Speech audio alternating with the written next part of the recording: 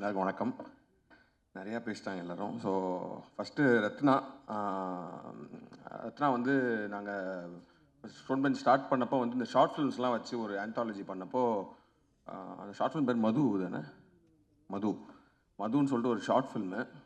அது பார்த்தப்பே வந்து எனக்கு வந்து அந்த ஒரு ரைட்டிங், ஏன்னா அது ஒரு மொட்டை மாடியில் ஒரு பையன் சூசைட் பண்ணிக்க போகிறேன்னு சொல்லிட்டு ஒரு லவர்கிட்ட மிரட்டுற மாதிரி ஒன்று இருந்துச்சு. அதுவே செம்மையாக இருக்கும். அந்த அப்போயே வந்து நான் ரத்னாட்ட வந்து நீங்கள் ஃபீச்சர் ஃபிலிமுக்கு கதை வச்சுருக்கீங்களான்ற மாதிரி கேட்டோம். ஸோ அப்போ தான் நாங்கள் ஸ்டோன் பெஞ்ச் வந்து ஃபஸ்ட் படம் பண்ணலாம், அதாவது ப்ரொடியூஸ் பண்ணலாம், ஃபீச்சர் ஃபிலிம்ஸ் வந்து ப்ரொடியூஸ் பண்ணலான்ற நிலைமைக்கு போகும்போது ஸோ நான் சொன்னேன் நம்ம ரத்னா கிட்ட கேட்போம் அப்படின்ற மாதிரி சொன்னேன். அப்போ அவர் 2-3 ஐடியா சொன்னார். பட் நான் சொன்னேன் இல்லை எனக்கு இதே வந்து நீங்கள் ஒரு ஃபுல் ஃப்ளெஜ் லவ் ஸ்டோரியாக பண்ணுங்கள் அப்படின்ற மாதிரி சொன்னேன். ஸோ அதுதான் மேயாதமான். ஸோ அதுதான் எங்களோட ஃபஸ்ட்டு படம். And I will be always proud that Meyaadhamaan is our first film. And Rathna வந்து நாங்கள் இன்ட்ரடியூஸ் பண்ணோம், நாங்கள் அவங்களுக்கு ப்ரொடியூஸ் பண்ணோன்றது எங்களுக்கு எப்போவுமே ஹாப்பியான ஒரு ப்ரௌடான மொமெண்ட்டாக தான் இருக்கும். And what I say in Rathna is is a great very very good writer. ஒரு நல்ல எழுத்தாளர். அண்ட் அவருக்குள்ளே வந்து பயங்கரமான ஹியூமர் இருக்குது. ஆக்சுவலி வந்து சும்மா வந்து ரத்னா கூட உட்காந்து மொட்டை மாடியில் பேசிகிட்டு இருந்தாலே வந்து ஜாலியாக இருக்கும். அது மாதிரி நிறைய நேரங்கள் வந்து வாண்டடாக சும்மா வாங்க ரத்னா ஃப்ரீயாக இருந்தால் உட்காந்து பேசுவோம். நிறையா விஷயங்கள் அதாவது அவர் கன்சீவ் பண்ணுற விதமே வேறையாக இருக்கும். இப்போ ஜென்ரலாக நடக்கிற விஷயங்களே அவர் வாயில் கேட்கும் போது வந்து அது ஒரு பயங்கரமான ஒரு காமெடியாக அது தெரியும். அண்டு லவ்வுமே வந்து எனக்கு தெரிஞ்சு மேயாதமான்லேயுமே வந்து அவ்வளோ ஹியூமர் இருந்தாலும் அதுக்குள்ளே ஒரு பயங்கரமான ஒரு ஆழமான லவ் இருந்துச்சு. ஐ திங்க் மேயாதமான் முடித்தோடனே இந்த ஸ்கிரிப்ட் பேச ஆரம்பித்தோம்ல, நீங்கள் ஆடை பண்ணுறதுக்கு முன்னாடியே அது அப்போயே இந்த ஸ்கிரிப்ட் பேச ஆரம்பித்தோம். அப்புறம் நிறையா இப்போ லோகேஷ் மாதிரி எனக்கு கதை தெரியாதுன்னு இல்லை, எனக்கு நிறையா தெரியும் இந்த கதையை பற்றி. ரொம்ப வருஷமாக வந்து இந்த கதையில் பல வெர்ஷன்ஸ் பார்த்து பல வெர்ஷன்ஸ் பேசி அப்புறம் வேறு மாதிரி இதெல்லாம் வந்து நான் ரத்னா கூட ஒர்க் பண்ணியிருக்கேன். அப்புறம் நடுவில் வந்து இந்த ஸ்கிரிப்ட் வேணான்னு சொல்லிட்டு அவர் வேறு இதெல்லாம் போனார். But I always kept telling அது வந்து ஒரு செம்ம படம் அப்படின்னு சொல்லிட்டு.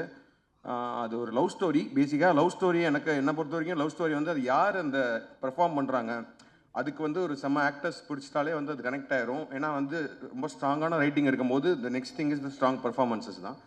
அதுக்கு தான் நாங்கள் நிறையா ஸ்டார்ஸ்லாம் வச்சு பண்ணலான்ற மாதிரி நிறையா ட்ரை பண்ணோம். And then after some point Rathna decided இல்லை நம்ம வந்து புது ஃபேஸஸ் வச்சே போகலாம் அப்படின்னு சொல்கிறப்போ விது வந்து என் கூட XX அண்ட் ரெட்ரோலாம் பண்ணியிருந்தப்போ ஐ திங்க் ஒரு ஆடிஷன் பண்ணி தான் எடுத்தார். And then Preethi. So I think இந்த படம் 29 வந்து டெஃபினட்டாக இது, ஏன்னா நம்ம நிறையா படங்கள் பார்க்குறோம். பட் ஆனால் சில லவ் ஸ்டோரிஸ் தான் வந்து எவர் க்ரீனாக நம்மளுக்கு மைண்டில் இருந்துகிட்டே இருக்கும். இப்போ எனக்கு வந்து செல்வராகவன் சார் படம்லாம் ரொம்ப ரொம்ப பிடிக்கும். 7G ரெயின்போ காலனி அதெல்லாம் வந்து ஆல் டைம் ஃபேவரட். அதுக்குள்ளே ஒரு எமோஷன் இருக்கும், ஒரு அந்த லவ் வந்து நம்மளால் மறக்கவே முடியாது எத்தனை வருஷம் ஆனாலும். கௌதம் மேனன் சார்கிட்ட ஒரு கைண்ட் ஆஃப் ஒரு ஒரு way of story telling, way of telling love அப்படின்றது ஒரு ஸ்டைல் இருக்கும். அது மாதிரி I think unique voice in telling love stories. Rathna you have that. And I think நீங்கள் லோகேஷ் மாதிரி நீங்களும் ஒரு லவ் ஸ்டோரிக்குன்னு ஒரு யூனிவர்ஸ் ஆரம்பிச்சு தயவுசெய்து அதை மட்டுமே பண்ணுங்கன்னு கேட்டுக்கிறேன். Like universe of various love stories, because அதுதான் பயங்கர ரெஃப்ரெஷிங்காக இருக்குது. அண்ட் போத் ஆஃப் யூ, நான் கொஞ்சம் தான் படம் எனக்கு ஸ்கிரிப்ட் தெரியும் ஃபுல்லாக. ஸோ நான் கொஞ்சம் சீன்ஸ் பார்த்தேன். பார்க்குறப்போ வந்து both of you have done really really well. And இந்த படத்தில் எல்லாருமே ஐ திங்க் பெர்ஃபார்மன்ஸஸ் மகேந்திரன்லாம் வந்து has done a really good performances. All of the actors, and Avinash is a great actor. அவர் வந்து ரெட்ரோவில் அவருக்கு சின்ன ரோல் தான் கொடுக்க முடிஞ்சு. பட் ஆனால் அவர் ஃபைட் கிளப்பில் சூப்பராக பண்ணியிருப்பார். இந்த படத்தில் வந்து செம்மையாக பண்ணியிருக்காரு அவர். And I think he will go for like and then perform பண்ண எல்லாருமே டெக்னிக்கலாக எல்லாருமே நிறையா பேசியாச்சு. ஸோ டெஃபினட்டாக we will be from Stone Bench will be very proud that we are producing 29 again with Ratna. And then Shan, I think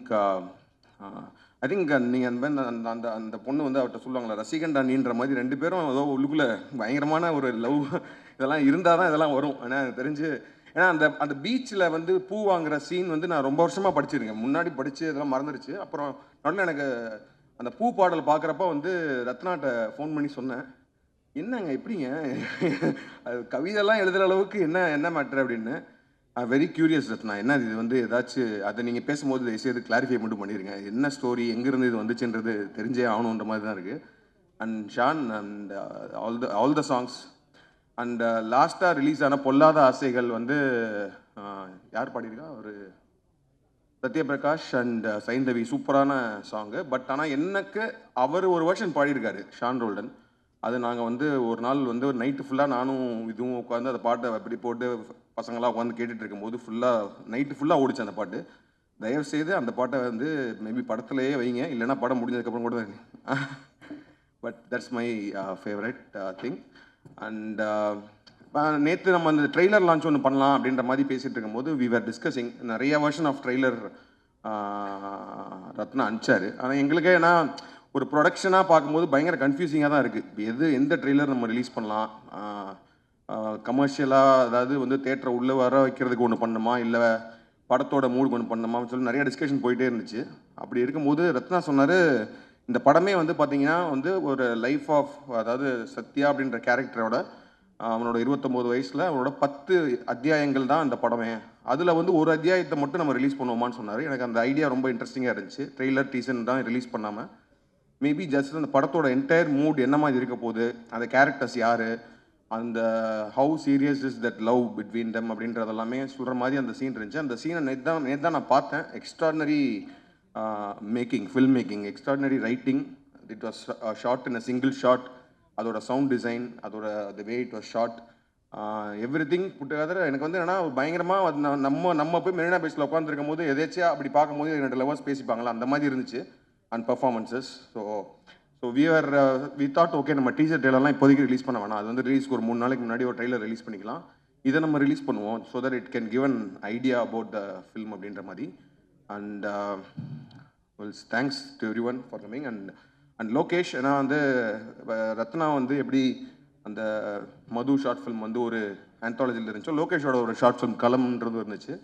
so அதே stone bench மொட்டை மாடியில் நாங்கள் வந்து ஷார்ட் ஃபில்ம் மேக்கர்ஸாக உட்காந்து பேசியிருக்கோம் நிறையா. And from there long way here. And Lokesh வந்து after that Lokesh and Rathna have work together. அவங்க படத்தில் வந்து ஒரு ரைட்டராக ஒர்க் பண்ணியிருக்காரு. But they are like very very close friends. And Lokesh வந்து ஜஸ்ட் கண்ணை மூடிட்டு ரத்னாக்கு ப்ரொடியூஸ் பண்ணதுக்கு you should be so happy and proud to have a friend like Lokesh. And எனக்கு வந்து ரொம்ப சந்தோஷம் லோகேஷ் நானும் சேர்ந்து ஒரு படம் ப்ரொடியூஸ் பண்ணுறோம் அப்படின்றது. ப்ரொடியூசராக வந்து என்னென்னா வந்து ஜஸ்ட் லைக் கிரியேட்டிவ் பார்ட் மட்டும்தான் நான் இது பண்ணிகிட்ருக்கேன். அண்ட் ஃபுல் அண்ட் ஃபுல் வந்து கார்த்திகேயனோட எஃபர்ட் தான் வந்து எல்லா படத்தையுமே இது வரைக்கும் பாசிபிள் ஆக்குனது வந்து கார்த்திகேயனோட எஃபர்ட் தான். ஏன்னா வந்து ஏன்னா என்ன படம் ப்ரொடியூஸ் பண்ணுறதுக்கும் ஒரு ஃபண்டு தேவைப்படும். ஸோ நாங்கள் வந்து கோடியாக வச்சுட்டு வந்து அதை போடுற ஆட்கள் கிடையாது. நம்ம வந்து ஒரு இன்வெஸ்டர் மாதிரி ஒன்று வச்சு தான் ஃபஸ்ட்டு ஃபியூ ஃபிலிம்ஸ் பண்ணோம். அப்புறம் இன்வெஸ்டர்ஸ்லேருந்து இன்வெஸ்ட்மெண்ட் குறைஞ்சதுக்கப்புறமேட்டு ஒவ்வொரு படத்துக்கும் அந்த இன்வெஸ்ட்மெண்ட் ரைஸ் பண்ணுறதுலேருந்து அந்த படத்தை வந்து கரெக்டாக அந்த பட்ஜெட்குள்ளே பண்ணி முடித்து அதை ரிலீஸ் பண்ணி அதுலேருந்து வர ரெவென்யூ வச்சு அது ஒரு பெரிய வேலை. அந்த ஒரு பெரிய தேரை வந்து இழுத்துட்டு கொண்டு போயிட்டு இருக்கிறது கார்த்தி தான். அண்ட் இந்த படம் 29 பாசிபிள் ஆனதுக்கு காரணமும் இந்த ஆல் திஸ் திங். ஏன்னா ரத்னாட்ட வந்து ஸ்கிரிப்ட் இருக்குது, அப்புறம் லோகேஷ்ட பேசி லோகேஷ் ஃபன் பண்ணுறதுக்கு ரெடியாக இருக்கார், அப்புறம் அதை எக்ஸிக்யூட் பண்ணி இப்போ கொண்டு வந்தோம். அதே மாதிரி ரிலீஸ் வரைக்கும் இப்போ ஏன்னா ரிலீஸ் டேட்டுன்றது வந்து ரொம்ப ரொம்ப it's becoming very very crucial. Getting it theatres is crucial for all the films அப்படின்றப்போ 2 பிக் ஃபில்ம்ஸ் நடுவில் வரோம். But still we are hoping it will be a